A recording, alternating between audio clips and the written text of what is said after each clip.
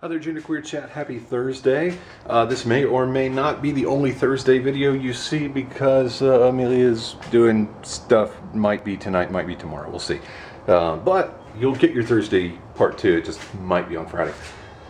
This week's topic, really briefly, is: do other people's perceptions of your gender identity bother you?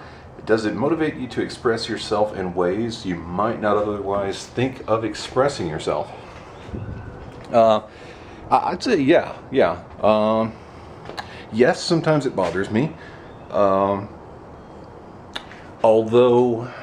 I don't know if other people's perceptions of my gender identity bother me exactly, as much as their, it's tough to put words to this, how their perceptions and their interactions with me based around those perceptions reflect on the quality of our interactions. Because, like at work, there are some people who think of me as female, there are some who think of me as male, there are some who think of me as just Sydney. And for the most part, I feel like I am approached and reacted to and dealt with by these people in a very respectful, thoughtful way. And people have, for the most part, tried to accommodate my special requests and my preferences. But there are some people who just won't. It won't happen ever. And it creates some friction in the workplace, frankly. It's an issue, you know? And it's not about their perception of my gender identity as much as it's about the disrespect that I feel, and not even really the disrespect, it's like I feel like there are certain people who just kind of want me to feel like they don't give a shit and they don't have to act like they give a shit. Or maybe that they are reflecting this gigantic indifference cloud at me. And so it's really not about perception of gender identity that bothers me. Now, am I motivated by people's perceptions to express myself differently? Yeah.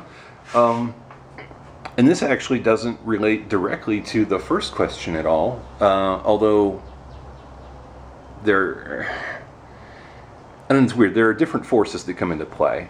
I do present myself differently based on people's perceptions, but I also present myself differently based on how I feel I'm being regarded by people.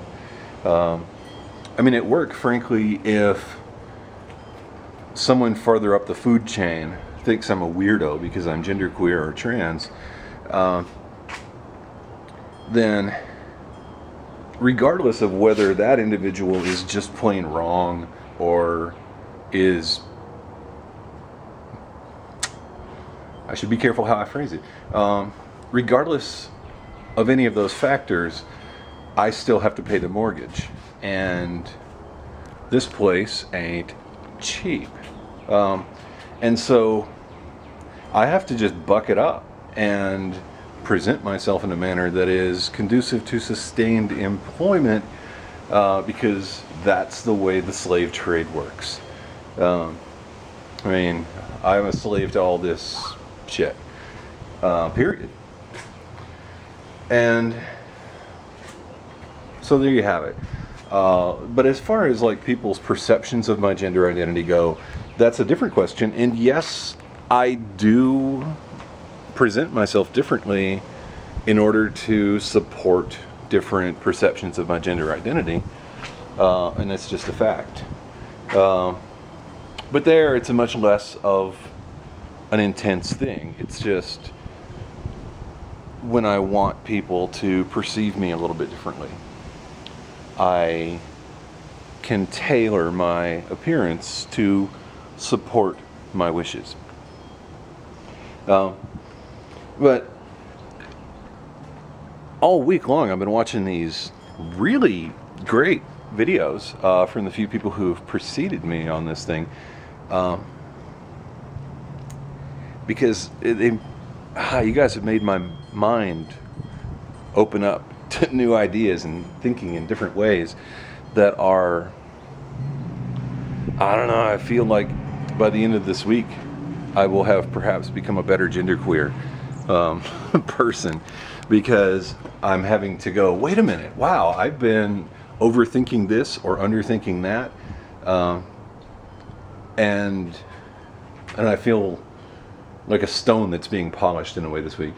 And one of the things that I've been thinking about is the manner in which I refer to gender variant individuals. I mean, am I a boyfriend? Am I a girlfriend? You know, I touched on this in a video on my personal channel, Sydney Tinker, earlier this week. As someone who is seeing a genderqueer individual, I notice how much binary language I use. I'm kind of old school Southern, and some of the manner in which I express intention and affection, and things relationship related, are very much like old school, kind of post-Victorian ideas. And for me, some of these things are awesome, and they introduce style points, you know, because I don't want to just live life. I want to live life with style, and I want to interact with the people I care about and the people I hate in a manner that has flair.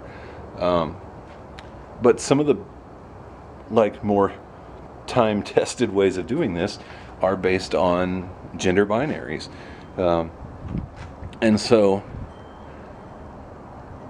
it's a little bit hard for me to pull out some of my best material when interacting with this person for whom I hold some affection, because some of that best material is very, very heavily gendered, and it's really great language, full of powerful imagery, and it builds on a shared cultural foundation that allows some very meaningful things to be communicated. But I feel like I am misgendering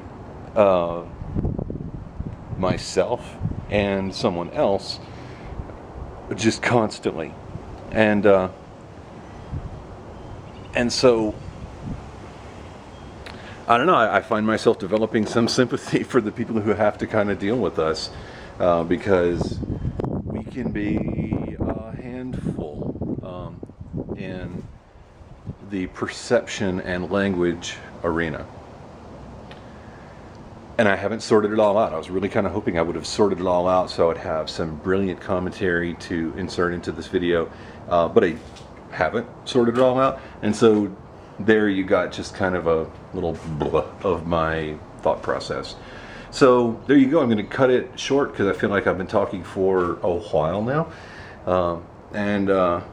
As always, fascinating.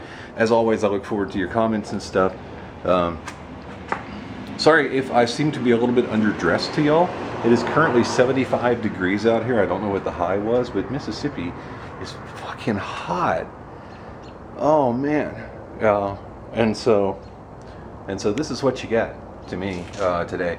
Until next time, peace. If you just need more Sydney Tinker, check out Outlet But Great later, because I post there on Thursdays as well. And we will see you soon.